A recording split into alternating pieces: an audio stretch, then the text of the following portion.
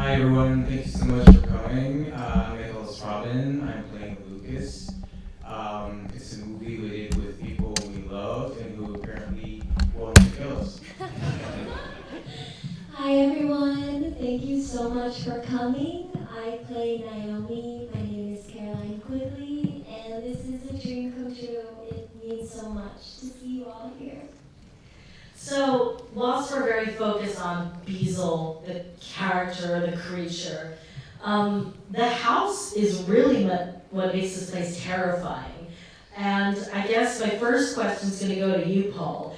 Where in the world did you find that house?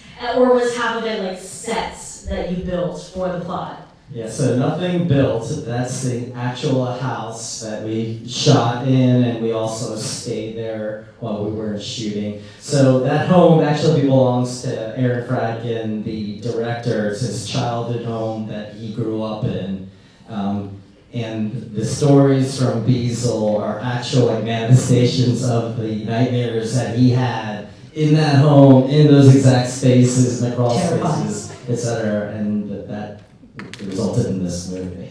Excellent. So you're basically saying the director was working through some childhood trauma while making this movie. They're excellent. Yeah, or trying to exercise demons or something. I don't know. Little column A, little column B. So we're gonna get back to the house because I feel like all of you have some sort of relationship to this location. But I'm gonna continue with you, Nico. Your character is portrayed in a way that very genuinely depicts the conflict he has between really needing to work through his trauma and his experiences growing up in this house while simultaneously trying to be there for his partner, whom he loves, who's going through some very personal issues that we really just touched the surface on, like family planning, for example, and where the future is supposed to go. And I think the nuances in your performance really got the tone right in terms of that conflict. I really felt like even though he was struggling, he was still dedicated to the relationship, and it didn't go well, but we felt the struggle. How did you prepare for that? What were your inspirations? How did you get those nuances right? Thank you very much. Well, you have to dig into your personal life. And I'm at this stage where it's all about balance. I mean, it's probably always about balance, but it's about the relationship with the mom and the stepfather. It's also about, as you said, getting the complexity of the relationship with the character of Nova. So. I really, did in my personal life, but I've been helped a lot by the house, because when you step into this house, the atmosphere is super weird. I remember the first day, Aaron was like, so this is where we're gonna shoot. It was snowy, it was cloudy, it was dark. I was like, of course. So yeah, the house really helped me a lot, and also the team that they created, put us as actors in a super safe and comfortable space to explore and try different things on our characters. So Aaron, Victoria, and the whole team, they helped us a lot, and so that was that was a big asset for us. Cool. Also looking at Caroline, your character, so you play the nurse that looks after the elderly woman. Very much different instincts than I have in real life. Oh, there's danger, let me run to it. Me too. And at first, and maybe it was because I was invested in the character, because she was actually quite smart, she was quite courageous. So when she ultimately met her downfall, I was quite upset because I felt attached to her, and by the rules of horror, she was supposed to survive, goddammit! But it's great. We had that bond that was created to your character, and I think a lot of it for me came from the fact that, she looks terrified, but she's taking responsibility over the fact that she has to be taking care of this person, and that overrides her selfish sense of survival because she's like, this is what I'm here to do, and she faces it. And I guess I wanted to ask you, because we spoke about this before, your natural instinct would also be to, nope, and then just run away.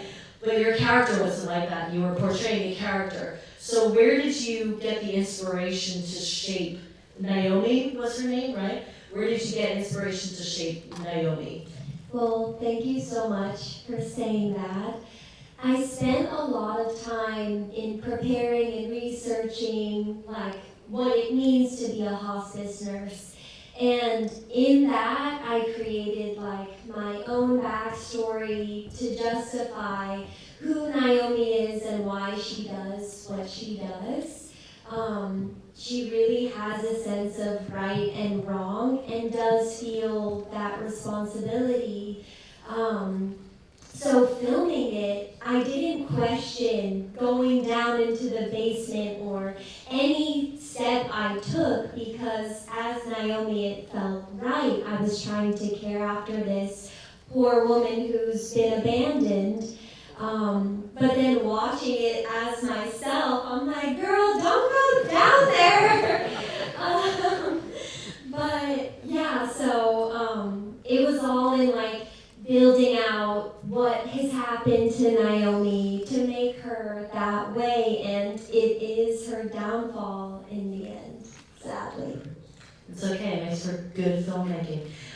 We're gonna play a little word association game. So each of you gets a word and you tell me the story behind the word. And we're starting with you. Your word, Caroline, is candles. Yes, okay. So maybe you remember Naomi lights a lot of candles. Mrs. Weems prefers that. And so I had to have these fake nails. That was a character choice we wanted. And every time I would strike the match, my nails would catch on fire and literally burn me. And we had so many takes, and I was cursing this. I was so frustrated because I don't normally have them. So what you saw were the few takes I didn't almost catch myself on fire. So that's candles. Excellent. Okay. Nico, your word is bedroom. Yes, so the bedroom we shot in, the scene with Nova, I was living in this room during the shooting. And at night, around 2:30 in the morning, I started to hear some weird noise. So I checked the closet, the first closet and the second one, and then I just went back to bed and I tried to sleep again. But honestly, I couldn't. Because as soon as I tried to sleep again, I heard that noise again. So I was like, what the fuck is going on here? This is supposed to be shooting, right? Not real life stuff. And so yeah, this is this house is really, really creepy. Yeah. Cool. And our last word is for Paul, snow. Okay, so we shot this in Western Massachusetts. This is January of 2023, and then finished into March 2023. And there's a lot of snow scenes you can see, all throughout it. But sometimes the weather gods don't play in your favor, and we had always planned, this is gonna be the winter, it's gonna be snowy. We get there, it's sunny, it's gorgeous. It's there's no snow. We're what the heck? What are we gonna do here? And then miraculously, 2 days in, there's a snowstorm, and it's oh, this is great. The whole West State is emergency, and everything was shut down. And we're yeah, this is time to go to work now. That's awesome. All right, I've got 2 questions left. One of them's for all of you, and one of them, my 2 matter of who responds. The first one is, do you personally believe that the house is actually haunted in real life? Yes. Undetermined. Okay, what do you think? I I'd say yes. The person who slept in the weird bedroom. And you? Well, I luckily got the master bedroom, so I was safe from the ghosts, but like no question, it's haunted. When I think it's actually scarier in person. Like the crawl space I go into, it's worse than what you think. So there are dead bodies down there, like for sure. Well, I will not be checking that out, if you don't mind. Yeah, and the last question, I think I'll direct it at Nico. Who plays Beezel? Paul's already like, oh no, what's he gonna say? Well, we don't know. Really?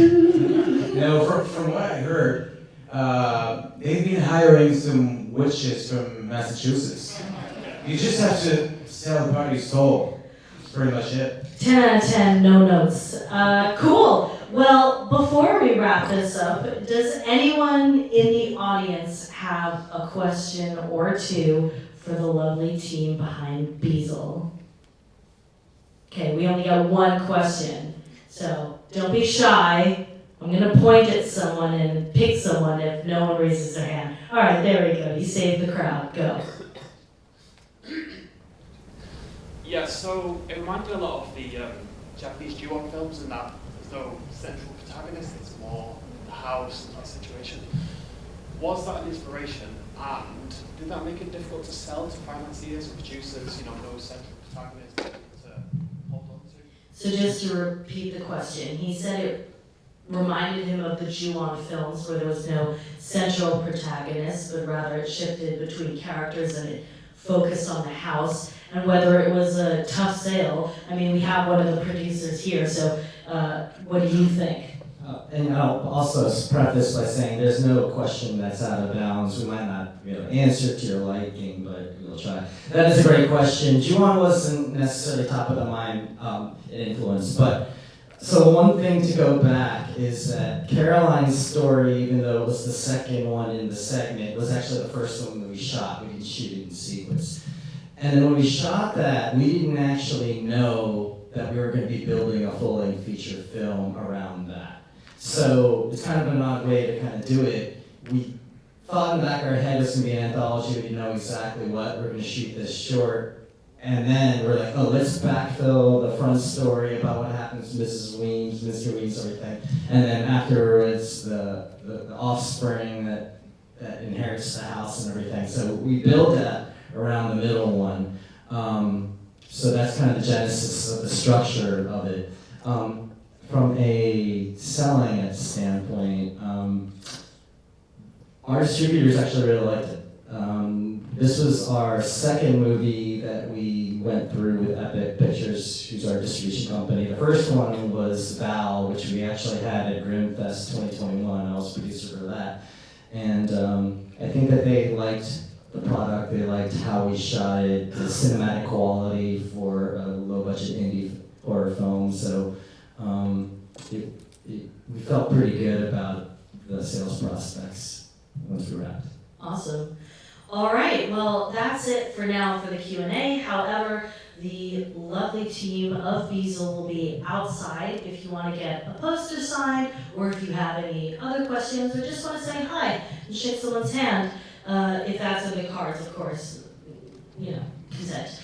But feel free to approach the team. Thank you so much, and don't forget there's an email going out for you to vote for your favorite film at the festival. And other than that, enjoy the rest of Grimmfest.